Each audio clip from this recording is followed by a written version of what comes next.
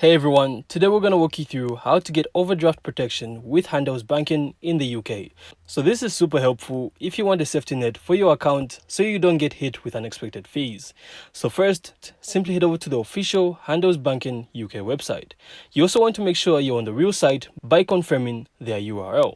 So to set up overdraft protection, you usually need to check your eligibility first. So Handelsbanken may look at your account history, income and spending habits to determine the overdraft limit that's right for you.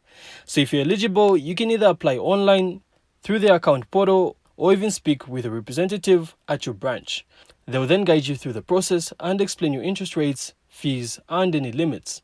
And once approved, your account will then automatically have overdraft protection, which basically lets you go a little into the negative if needed, without triggering a declined transaction or hefty penalty.